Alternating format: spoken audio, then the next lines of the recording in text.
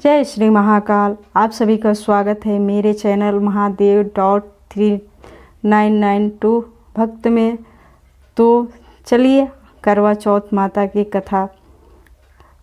हिंदू पंचांग के अनुसार हर साल कार्तिक मास के कृष्ण पक्ष की चतुर्थी तिथि को करवा चौथ का पर्व मनाया जाता है। इस दिन सुहागिन महिलाएं पति की लंबी आयु और सुख वैवाहिक जीवन के लिए निर्जला व्रत रखती हैं।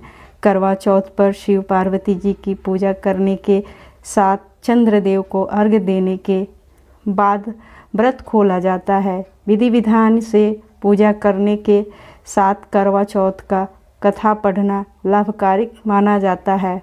मान्यता है कि करवा चौथ पर जो महिला कथा पढ़ती हैं या फिर सुनती हैं तो उसे शुभ फलों की प्राप्ति होती है। आइए जानते हैं करवा चौथ की संपूर्ण कथा। बहुत पुरानी बात है कि एक नगर में एक साहूकार रहता था जिसके साथ बेटे और एक बेटी थी। बेटी का नाम करवा था। अपनी प्यारी बेटी की धूमधाम से शादी करके उसे ससुराल के लिए विदा कर दिया। भाई अपनी बहन से बहुत ही प्यार करते थे। एक बार की बात है कि बहन अपने ससुराल से मायके आई हुई थी, जहां उसने अपनी भाभियों के साथ मिलकर करवा चौथ का व्रत रखा। लेकिन शाम होते होते वह भूख से व्याकुल हो उठी। सभी भाई को उसकी यह हालत देखी नहीं गई, क्योंकि चंद्रमा निकलने पर अभी काफ़ी समय था। उन्होंने अपनी बहन से पानी पीने के लिए कहा तो उसने कहा कि चांद निकलने के बाद ही वह खा पी सकती हैं। ऐसे में सभी भाई काफ़ी व्याकुल हो गए। ऐसे में सबसे छोटे भाई को रह नहीं गया। उसने दूर पीपल के पेड़ पर एक दीपक जलाकर चलने की ओर में रख दिया। दूर से देखने पर वह चांद जैसा प्रतीत हो रहा था। इसके बाद भाई अपनी बहन को बताता है कि देखो चांद निकल आया, तुम उस अर्घ देकर भोजन कर सकती हो। बहन ने खुशी से चांद को देखा और उसे अर्घ दे दिया। चांद को अर्घ देने के बाद वह जब हंसी खुशी खाना खाने लगी तो वह जैसे ही पहला टुकड़ा मुंह में डालती है तो उसे छींक आ जाती है। दूसरा टुकड़ा डालते ही उसमें बाल निकल आता है और जैसे ही वह तीसरा टुकड़ा मुंह में डालने को होती है तो उसे अपने पति की मृत्यु का समाचार मिलता है। ऐसे में वह काफ़ी उदास होती है। तब उसकी भाभी उसे भाई द्वारा की गई हरकत की सच्चाई बताती है कि उसके साथ ऐसा क्यों हुआ। करवा चौथ का व्रत गलत तरीके से टूटने के कारण देवता उससे नाराज़ हो गए और उन्होंने ऐसा किया है। सच्चाई जानने के बाद वह निश्चय करती है कि वह अपने पति का अंतिम संस्कार नहीं होने देगी और अपने सतीत्व से उन्हें पुनर्जीवित जीवन दिलाकर रहेगी। वह पूरे 1 साल तक अपने पति के शव के पास बैठी रही, उसकी देखभाल करती रही। उसके ऊपर उगने वाले घास को वह एकत्रित करती जाती है। 1 साल बाद फिर करवा चौथ का दिन आता है। सभी भाभियाँ करवा चौथ का व्रत रखती हैं और जब उससे आशीर्वाद लेने आती हैं तो वह प्रत्येक भाभी से यम सुई ले लो, पिय सुई ले लो, दे दो, मुझे भी अपनी जैसी सुहागिन बना दो, ऐसा आग्रह करती है। लेकिन हर बार भाभी उसे अगली भाभी से आग्रह करने का कह चली जाती है। इस प्रकार जब छठे नंबर की भाभी आती है तो करवा उसे भाभी से भी यही बात दोहराती है। यह भाभी उसे बताती है कि चूँकि सबसे छोटी भाई के कारण उसका यह व्रत टूटा था, अतः उसकी पत्नी में ही शक्ति है कि वह तुम्हारे पति को दोबारा जीवित कर सकती है। इसलिए जब वह आए तो तुम उसे पकड़ लेना और जब तक वह तुम्हारे पति को जिंदा न कर दे उसे छोड़ना नहीं। ऐसा कहकर वह चली जाती है। सबसे अंत में छोटी भाभी आती है। करवा उनसे भी सुहागिन बनने का आग्रह करती है, लेकिन वह इधर उधर की बात करने लगती है। इसे देख करवा उन्हें जोर से पकड़ लेती है और अपने सुहाग को जिंदा करने के लिए कहती है।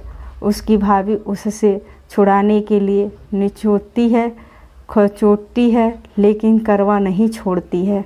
अंत में उसकी तपस्या को देख भाभी का मन पसीज जाता है और वह अपनी छोटी अंगुली को चीरकर उसमें से अमृत उसके पति के मुंह में डाल देती है। करवा का पति तुरंत श्री गणेश कहता हुआ जीवित हो जाता है। इस प्रकार प्रभु कृपा से उसकी छोटी भाभी के माध्यम से करवा को अपना सुहाग वापस मिल जाता है। तभी से हर सुहागिन महिला करवा चौथ का व्रत पूरे नियम के साथ रखती हैं। नेक्स्ट कथा है करवा चौथ सुहागिन महिलाओं के लिए जीवन का सबसे महत्वपूर्ण त्यौहार होता है। कार्तिक मास के कृष्ण पक्ष की चतुर्थी तिथि के दिन यह त्यौहार मनाया जाता है। इस बार करवा चौथ का व्रत 1 नवंबर 2023 के दिन रखा जाएगा। आइए जानते हैं करवा चौथ क्यों मनाते हैं और इसकी कथा कब सुननी चाहिए।